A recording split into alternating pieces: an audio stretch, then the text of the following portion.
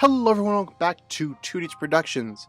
Nintendo just dropped Hyrule Warriors Age of Calamity on us out of nowhere right after the 3D Mario reveal, and we gotta speculate about this game. So when Hyrule Warriors first came out on the Wii U, I made a video on here that is no longer viewable because it's really bad, but I made a video talking about who the playable characters could be. Because of that game being a crossover game had so much potential and so many characters that we could see in there. I correctly predicted King of Red Lions, even though it took, the game to be ported to the 3DS for it to happen, but it happened. It was cool. King of Red Lions, one of my favorite Zelda characters, so it was fun to see him show up. And I kind of like to do it again and talk about who I think could be playable in this game, based more on Breath of the Wild and reoccurring Zelda characters more so than just like the broad spectrum, right? Like, I think it's very obvious that characters like Darunia or Fi, characters that, like, for story reasons wouldn't show up in the Breath of the Wild timeline won't be playable in this game. I'm not expecting them. But there are some characters that, like, have multiple incarnations or are possibly in this version of the game that might not have been shown in the trailer, and that's what we want to build off here, just for fun. The best place to start is obviously with who we saw in the trailer. And we saw 6 different characters that are confirmed playable. That is Link, Zelda, Urbosa, Daruk, Revali, and Mipha. Obviously that's the champions, Zelda and Link. Very obvious that they were going to be playable. None of them seem to be based on the sages from Ocarina of Time. Like, I thought maybe Mipha would be based on Gerudo, or Darunia and Daruk would share stuff, but it doesn't really seem like they share. They might share a little bit of DNA, but I don't think they're playing, like, they're not like clones, essentially. Which is good, because, it'd be a little bit boring if that was true. There are also 2 other characters in the trailer that I think will almost certainly be playable, and that is King Rome Hyrule and Impa. Now, King Rome we obviously saw within the trailer. It was very clear, and I don't really know how he would fight, because I'm pretty sure he can't use magic like Zelda can. And I'm also, just based on his age, I'm not sure how great of a warrior he is, but who knows? They gave King Hyrule, aka the King of Red Lions, a whole moveset for him, so maybe they'll figure something out. I don't know. It'd be cool. I feel like if he's in the trailer, he'll probably be playable.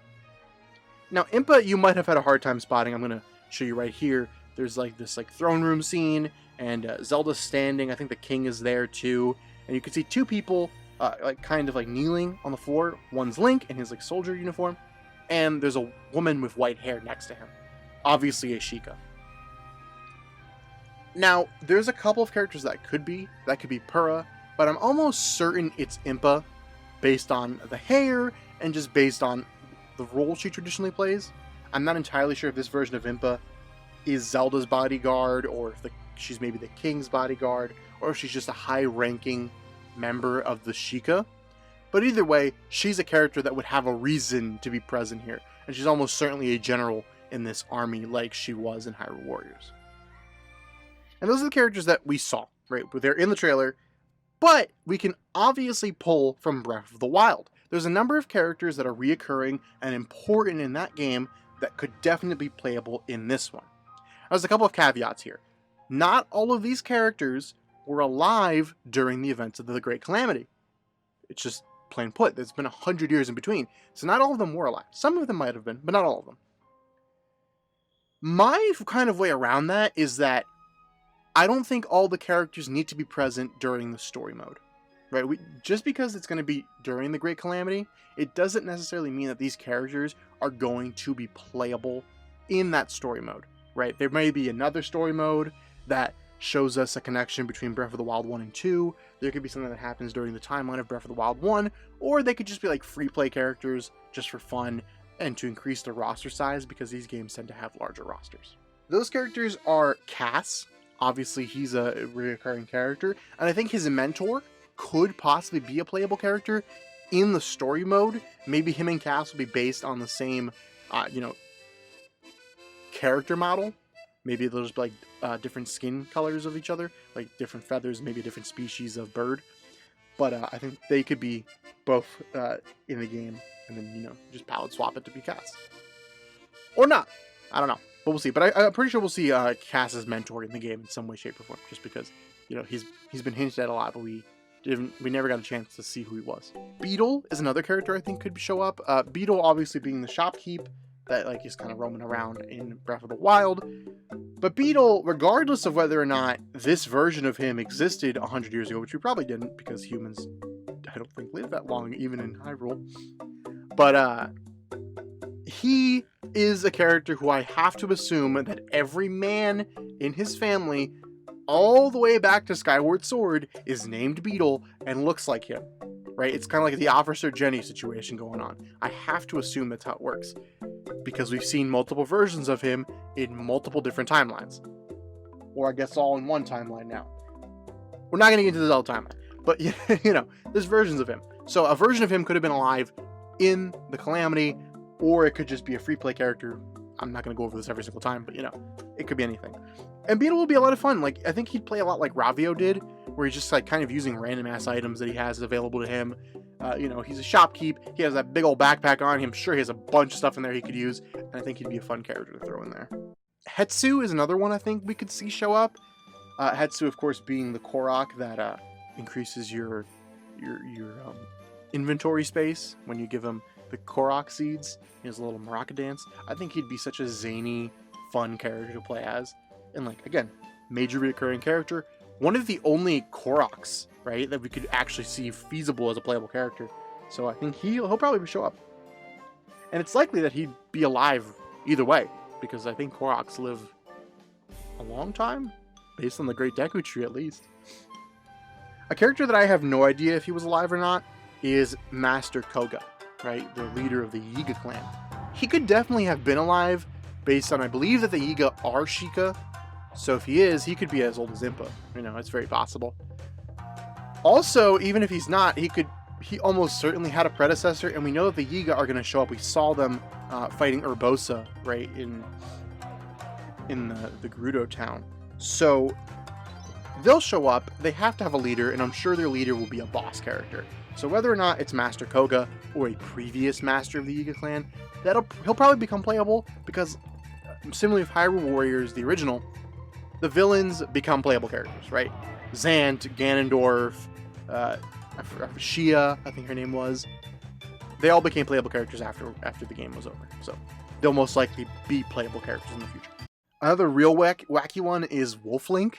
Obviously, if you use the Wolf Link amiibo from Twilight Princess in Breath of the Wild, Wolf Link will show up as like a companion, which is really cool. So that gives them, you know, free range to bring Wolf Link in. Now, I don't know if that character is canon within the universe of Breath of the Wild. He might be, he might not be. You know, we saw in Twilight Princess Link kind of interfacing and learning from the Ocarina of Time Link, right, as a spirit now, or I'm assuming he was like a skeleton. I'm assuming he's a spirit. I haven't actually played Twilight Princess. But, you know, he was shown up there. So it kind of makes sense that Wolf Link would then pass on his wisdom to the next version of the hero. So he could be playable, he could be like a spirit or something, it'd be cool. Or, like I said, it doesn't necessarily have to be included in the canon of the game. And then the last, there's four very obvious characters here that are kind of the hardest ones to place. And that's, of course, the new champions, right? Prince Sidon, Yunobu, Teba, and Riju. Because those characters aren't... Well, I guess Sidon and maybe even Riju were around during the Great Calamity. Teba maybe also. I don't know. They could have been around, but they would be very young, right? They would not be fighting in the war. But as free play characters, I think it makes sense. Or they could be skins of the champions, right? Because theoretically they have the same powers. The only thing there is I think these four characters would play very differently than the champions. Like, I don't really see Sidon fighting in the exact same style that Mipha did, because, you know, Mipha's very shy and reserved. Sidon's very bold and outgoing, whereas Daruk was very bold and outgoing, and Yunobu is almost more based on, like, using his shield than anything else, right? He's very fearful, he's very meek. Urbosa had their big swords and, you know, all that stuff. Riju more so uses the Thunder Helm than anything else. And Teba and Rivali, I could see playing very similarly. But that's the thing, I don't know if they'll make them just straight up swaps, or if they're going to make them their own original characters. It could really go either way. So those are the characters I think we can push from Breath of the Wild in the trailer for that we know are playable. Now, there's still a number of characters that I think could work in this game as playable characters because of how they work within the Zelda series, right? Characters that just keep showing up. And there's a couple that I don't think will show up. Like, I don't really see, like, Linebeck, for example, or Vati, or those kinds of characters showing up. Phi, or Girahim, or Groose. You know, fan favorites, but I don't think that any of them are going to be showing up here because they...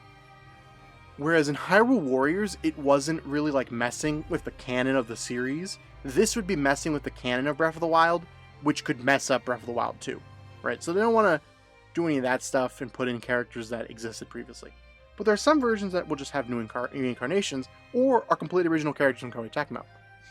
Those being, obviously, Tingle would be an easy one to implement. I think he'd work really well given how the Sheikah have that like smaller form, right? So I think he could be a Sheikah. He could still be whatever the heck Tingle is, but he could be a Sheikah. It would work well. He could be a scientist character, and there are other characters that could play off that exact same role. But you know, I think Tingle would work, and Tingle could be a character that goes to show up in Breath of the Wild too, afterwards, right? Maybe Tingle is Kass's mentor, right? Maybe he's the one who taught him all this stuff. I don't know. The Skull Kid is actually another character I think that could show up. The Skull Kid, I don't believe that the one from Twilight Princess is the same one that showed up in Majora's Mask and Ocarina of Time. But that means that it's a title that is passed down into a very similar character. And the Skull Kid could either be, I think he's a Deku Scrub in the original games, Ocarina of Time and stuff. I don't know what he is in Twilight Princess. But he could be a Korok. He could easily be like a Korok warrior or something like Hetsu or, you know, that kind of a thing using that weapon set. He might not have Majora's Mask, but he could have like a battle mask that looks like a Majora's Mask, that kind of stuff. So maybe he'll show up here. Dampé is actually another one that I think could show up. And the reason is Dampé has shown up in multiple games, but most importantly, his role got expanded in Link's Awakening, right? In the remake on the Switch. Because he's the guy who's in charge of like the dungeon builder thing. And I think that game, that side mode, will eventually go on to become its own game, which is going to give Dampé a bigger role in this series. Probably a more reoccurring role.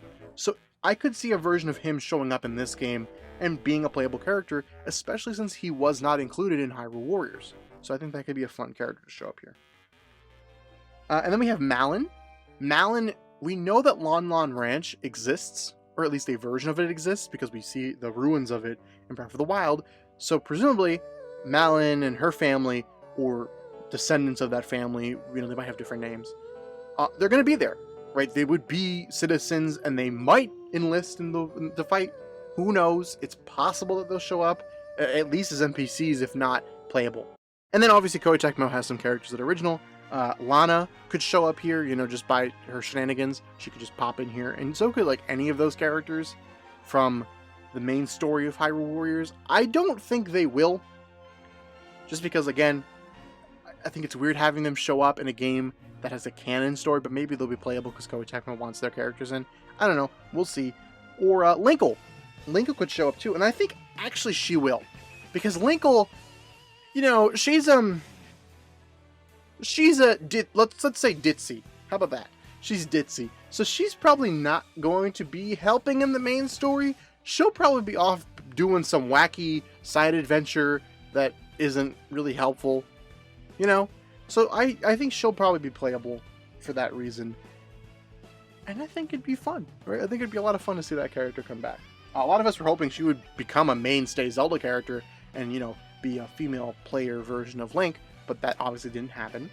But it'd be cool to bring her in here. And then there's someone else I actually skipped over by mistake, but Link's father, right? Much like Kass's mentor, that's a character we know exists. That's a character we know is alive during this timeline. He was a knight. I think he might have been the captain of the guard. I'm not 100% sure on that, but he was a knight at the very least of the Hyrule army. So he'll almost certainly be in this game. Who knows how important he's going to be, what he's going to be like. I don't even think we've ever met Well, no, we've met Link's grandmother and his sister before, so that's not true. We've met some of Link's family. But he could show up here, he could be playable, you know. We don't know anything about him, but that would definitely be a character that they could fill out in this game. And lastly, I have Sheik. Sheik is a very, very difficult character for me in this game. Because obviously they are a character that is reoccurring. They're very popular. They have a version of them from Super Smash Bros. That is already in the Breath of the Wild style. But I have a hard time seeing Zelda become Sheik in this game.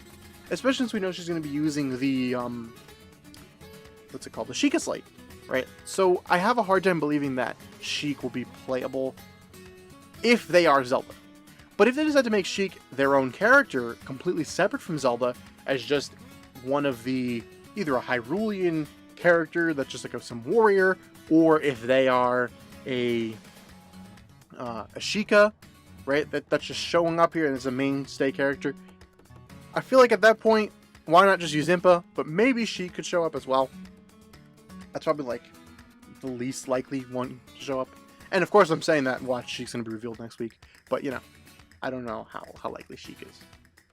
So guys, that's all for me. That's who I think could be showing up as playable characters in the game. Obviously, not all of them, but you know, through DLC and some other stuff, some of them might be added. We could also obviously see characters from Breath of the Wild 2 be brought in as playable, depending on when DLC releases for this game, because there's gonna be DLC. So we could see that, but I obviously can't really speculate. Maybe Ganondorf will be DLC because of that, but aside from him, I can't really speculate because we don't have the game yet. So we don't know who's going to be in it.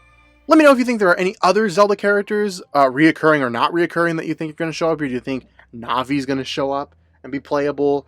The Great Fairies. There's a bunch of other characters that you know, Vati, Girahim. Do you think it doesn't matter? They're just going to put everybody from Hyrule Warriors in here because they can, and just be like, well, they're not canon, so who cares? It's possible. If you want to follow more Nintendo news, consider giving me a follow on Instagram. At MultiplePolygons, mainly because I occasionally post stuff like this, and I'll be like, hey, this is an update that just happened. So if you want to see that, consider giving me a follow over there. Remember to do all that stupid YouTube crap, and I'll see you guys next time.